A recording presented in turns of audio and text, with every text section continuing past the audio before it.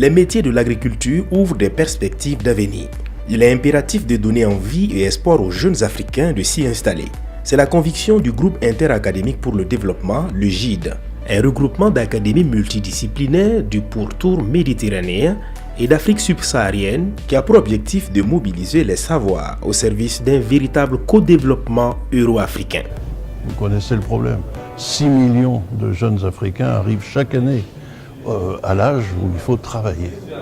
Et il faut encore que ces jeunes puissent trouver des métiers, des emplois qui leur permettent de bâtir un projet personnel, un projet de vie personnelle basé sur des conditions de vie et des niveaux de salaire qui leur permettent de nourrir ce projet d'une manière convenable. Or, il est apparu que l'agriculture, qui reste pour la plupart des pays africains l'activité première des populations africaines, voit les jeunes s'enfuir de l'agriculture. Alors qu'il nous paraît qu'avec les nouvelles technologies notamment, il y a un magnifique avenir dans l'agriculture. Pour réfléchir sur cette question cruciale de l'emploi des jeunes, le GIDE, qui se veut être un centre à la fois de réflexion et d'action, mais aussi une force de proposition, a organisé les 20 et 21 novembre 2017, en marge du Salon international de l'agriculture et des ressources animales à Abidjan, un forum d'échange pour l'amélioration de l'emploi des jeunes en agriculture en Afrique subsaharienne. Nous faisons cette rencontre où nous avons réussi à amener un certain nombre d'exemples de réussite de jeunes qui ont bâti effectivement des entreprises, qui ont bâti des systèmes de formation qui permettent de donner envie, peut-être par l'exemplarité justement, qui permettent de donner envie aux jeunes de s'engager dans une agriculture rénovée, dans une agriculture qui va leur permettre de trouver des conditions de vie convenables. Pour le gouvernement, créer des opportunités d'emploi et de revenus quantitatifs et qualitatifs est l'un des principaux défis actuels et futurs. La problématique de l'emploi des jeunes en Côte d'Ivoire constitue pour mon département ministériel un défi majeur à relever, un défi sur lequel nous travaillons et nous y consacrons aussi l'essentiel de nos maigres ressources. Ce qui explique notre attachement et celui de notre ministère à la formation et à l'insertion professionnelle des jeunes dans les filières de l'agriculture, de l'élevage, de la pêche et de l'aquaculture, mais aussi de la transformation et de la commercialisation des produits agricoles.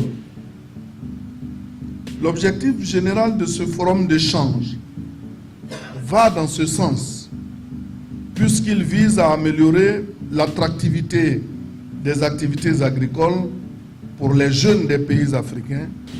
Nous savons que le secteur agricole et agroalimentaire représente une source potentielle d'emploi et de revenus pour la jeunesse africaine, ainsi que pour le renforcement de la sécurité alimentaire des pays.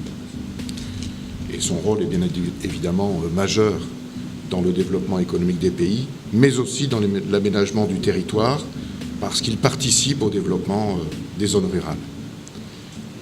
Et dans ces zones particulièrement sensibles en termes de migration et de sécurité, maintenir un bassin d'emploi et de développement dynamique pour la jeunesse est un enjeu majeur.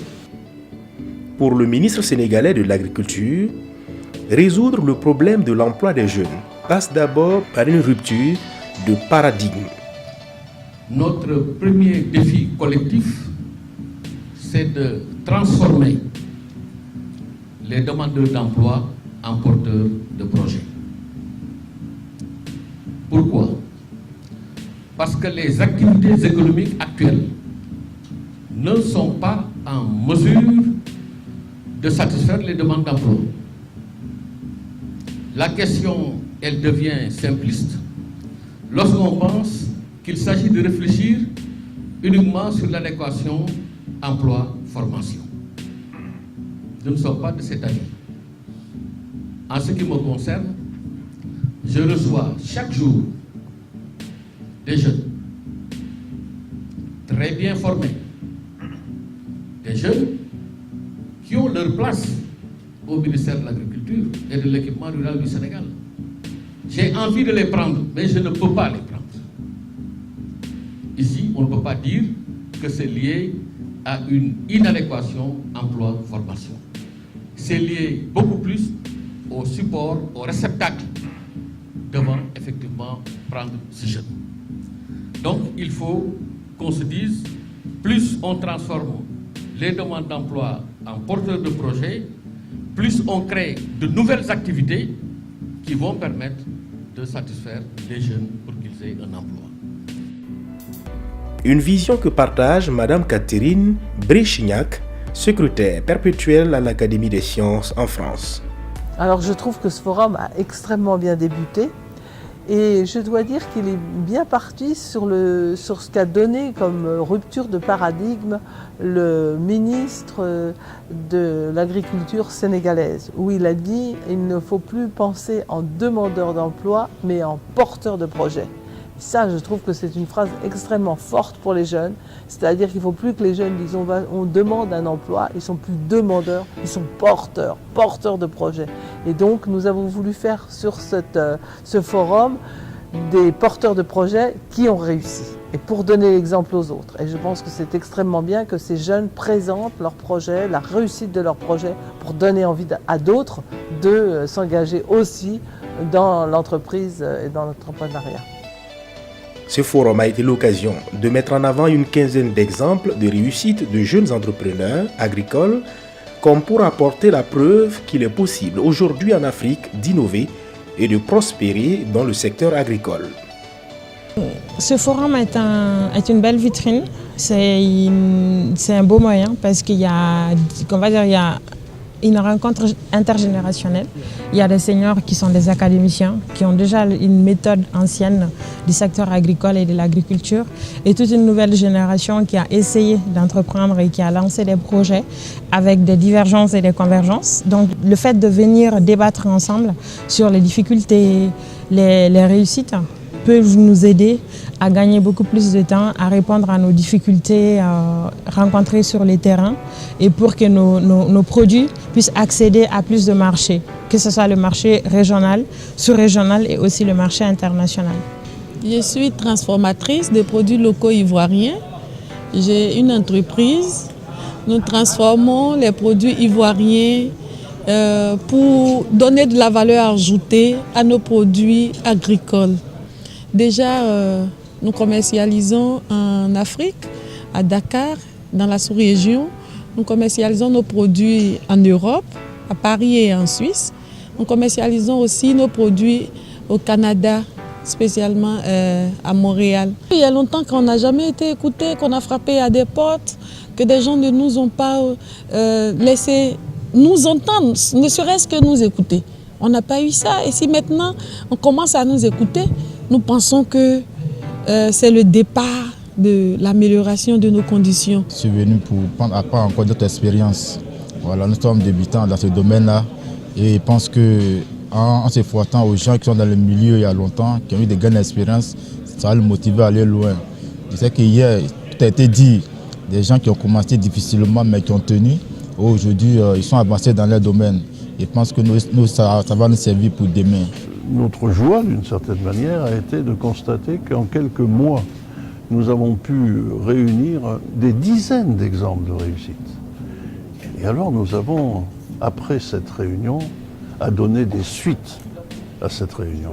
Et la suite, ce sera de constituer une grande plateforme d'Internet, d'accès libre, qui permettra à tous les jeunes qui se sentent intéressés par ce qui se passe dans l'agriculture de trouver des raisons de s'intéresser à tel ou tel domaine parce qu'ils auront sous les yeux des exemples de réussite qu'on analysera, que les académies cautionneront. Malgré leurs succès multiples, la plupart de ces jeunes entrepreneurs font encore face à de nombreux défis. Certains de ces défis ont été mis en débat à travers 3 tables rondes autour des problématiques importantes comme l'accès au financement, les structures de formation et l'utilisation des technologies de l'information et de la communication au service de l'agriculture. Nous avons démarré sur des fonds propres parce qu'aucune banque ne nous faisait confiance. Quand nous sommes arrivés, le projet est intéressant, mais bon, comme les deux l'ont évoqué, le risque de votre projet, la recherche, développement dans un pays pauvre, surtout encore plus dans le domaine agricole et sur un secteur encore plus pointu sur l'agriculture biologique. Donc il n'y a aucune banque qui a accepté de nous accompagner. On a fait le tour, j'ai fait le tour de toutes les banques, aucune n'a accepté de nous accompagner. Donc il fallait se rabattre sur des sources de financement alternatives. Donc les fonds propres, mais aussi partir sur des outils de seconde main et des financements justement de subventions. Voilà. Donc c'est ce qui nous a permis de pouvoir démarrer. Et même jusqu'à présent, malgré le montant de mouvement que nous faisons, les banques sont toujours frileuses pour nous accompagner. Tout simplement, soit ils décident de nous accompagner mais avec des taux d'intérêt tels que ce n'est pas intéressant pour nous de travailler parce que tout ce qu'on gagnerait reviendrait à la banque. Voilà. Soit ce sont les conditionnalités, on a parlé tantôt de garanties, voilà, qui sont telles que nous ne pouvons pas accéder au système de financement bancaire. Après, il y a aussi d'énormes besoins en expertise, les capital humain par exemple, et des expertises de la recherche et développement des équipements, jusque dans les packaging. Donc, il y a une synergie autour de l'entrepreneuriat en général et l'entrepreneuriat agricole, mais il reste beaucoup de divergences à résoudre encore. Comment donc encourager plus de jeunes à s'engager dans l'entrepreneuriat agricole malgré ces nombreux défis? Je dis souvent que la meilleure façon d'amener les jeunes à l'agriculture, c'est d'épauler et d'appuyer ceux qui sont déjà dedans.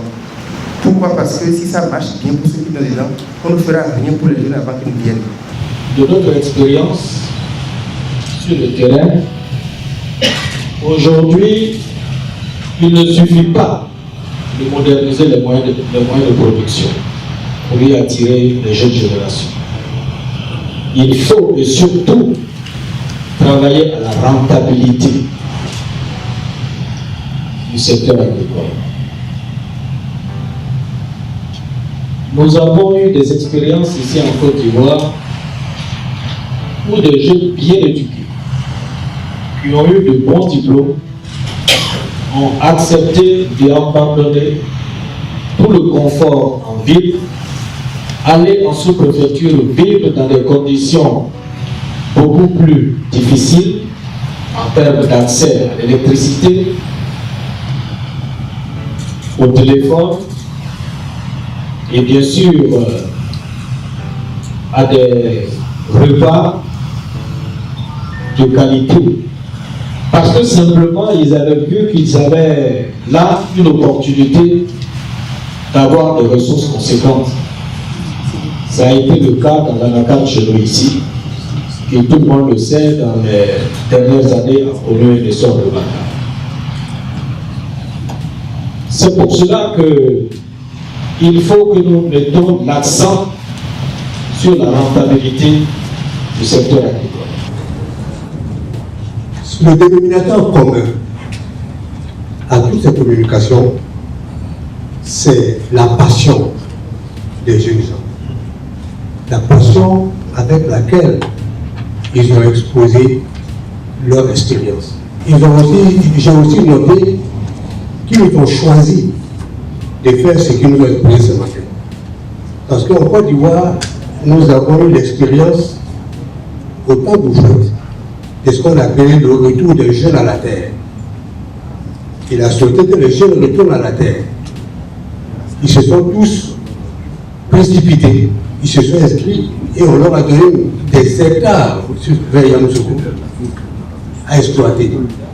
Et bien, au bout d'un an, ils sont tous devenus un rapidement parce qu'ils n'ont pas pu tenir. C'est dire que le travail agricole n'est pas un travail facile. Et les jeunes gens qui s'y sont investis ont choisi, malgré toutes les difficultés. Et toute la journée, ils nous ont expliqué toutes les difficultés qu'ils ont rencontrées. Donc, on ne retourne pas à la terre par une décision politique simple. On retourne à la terre parce qu'on a choisi le métier de la terre. nous nous sommes engagés, et le GID s'attachera véritablement, en fonction de toutes les données que nous allons réunir, sur les difficultés qu'ont rencontrées les entrepreneurs, sur les contraintes qu'ils ont eu à surmonter, etc. Nous nous attacherons avec les responsables politiques à nous entretenir avec eux pour essayer de surmonter les problèmes que rencontrent ces jeunes entrepreneurs dans leur environnement. Pour ma part, la Côte d'Ivoire, notre pays, entend apporter son soutien au programme et favoriser son développement et sa diffusion auprès des jeunes ruraux africains. Aussi, la Côte d'Ivoire s'appropriera-t-elle les résultats de vos travaux pour soutenir sa politique de promotion de l'emploi des jeunes. Notons enfin que les conclusions de ce forum d'Abidjan seront présentées aux ministres africains et français de l'agriculture et discutées prochainement avec eux lors d'une conférence interministérielle en France. Le moral est au beau fixe parce que nous avons vu déjà un certain nombre d'exemples absolument magnifiques qui montrent qu'il existe chez beaucoup de jeunes Africains un véritable esprit d'entreprise. L'esprit d'entreprise, ça ne s'enseigne pas. Il faut vraiment que ça sorte du ventre. Et que c'est une prise de risque. Et au fond, tout le rôle des politiques, c'est de créer un environnement qui permette de prendre ce risque sans qu'il devienne suicidaire.